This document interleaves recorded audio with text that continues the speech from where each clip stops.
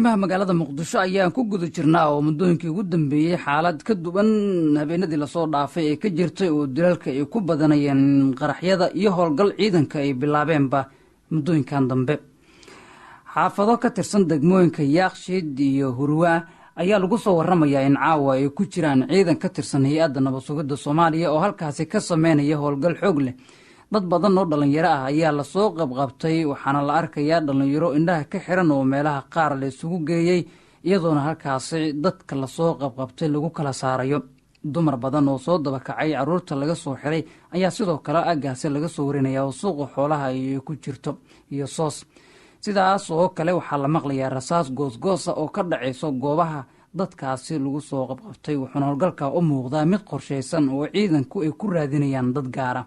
wariye madax bannaan oo lagu magacaabo Maxamed Soomaali oo ku sugan aagga howlgalka uu ka socdo oo aan telefoonka kula xiriiray ayaan weydiiyey bal inuu ka hadlo howlgalka halkaasi ka jira. هذا هو معصمة حسين عبد الله في النمذي عاوة هي حافظة صوصي سوق حولها وكثر صندوقين كياقشيد وروا وحكى بالوضع هالقلع يسمينا يعني إذا كعيادنا بسوقي سردون كقرن كصومالي هالقلع كوجه رأي يا وحو كبلوضع عجار كصوص هالكلوية أنا شرينا عبد الوالد هالكاسو كويا لان مقايدة وين دك هبين كي أي كل شحن يبغى بكرة بنعسي بابا بنون يجود إلى أيام كاسو تعرفين كذا أيضا قبل من هالكاسو هالقلع مركي يسمين هالقلع كنت أصلاً كان وحدة ولين أصحابين وشدة برفون قوام بديسين وين كلين هالكن حافظة صوت أجار كذا كدي وحي كحريان ده من يرد هالكن سويته إنت كدي كيدن كي وسيله يدينا عصور حوله هالكاسو قبل عبتي رصاص جوز أهل من يقان بدأ في زد اللي بدي ذي رصاص حصي الشيء إنت كدي هو قال أيان هالكن تصعنى يا شيء. waayahay maxamed ma jirtaa wax dad oo halka lagu qabqabto howlgalka ciidanku wadaan dhalinyaro aad u fara badan oo daawada u dhaxaysa 14 ilaa 35 sano jir inta u dhaxaysa ayaa howlgalku lagu sameeyay inta howlgalku lagu sameeyay waa hadda daqiiqo kor xigtaan soo marshay waxa ii muuqanaya baabuur ee meesha yaala baabuur qalada laga qana badbaadka meesha yaala oo dadkii taxaadeen ciidanka hay'adda nabad sugidda waxaan ka rabaa marka tirada waa sidee ilaa number intee la eeg wax sax ma haysan inta la qabtay lama qiyaasi karo qiyaas ahaan dad aad u fara badan waaye meestirada ma la sheegi karo dad aad u fara badan waaye ma waxay u muuqdaan marka ciidanku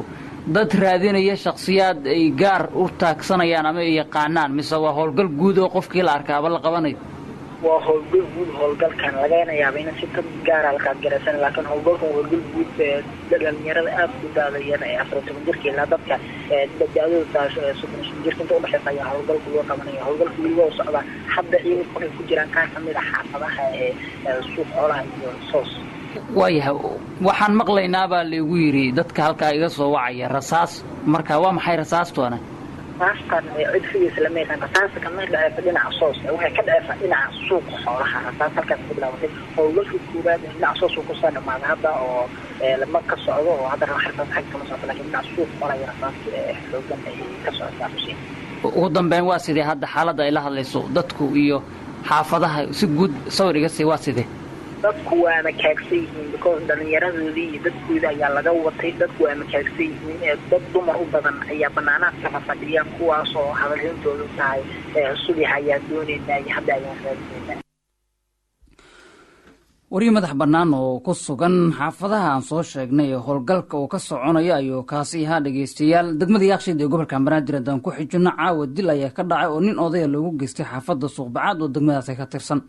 magaalada Muqdisho ayaa muddooyinkii ugu dambeeyay waxaa ku soo laalaabtay dilalka qorshaysan iyo qaraxyada iyadoo ciidanka Soomaaliya ay wadaan howlgal ay ku doonayaan inay ku xasiliyaan dhibaatooyinka magaalada ka jira. wali waxaad maqlaysaan qaybaha hore ee barnaamijka xog waraysi oo idinkaga imaanaya xarunta dhexe ee magaalada Muqdisho.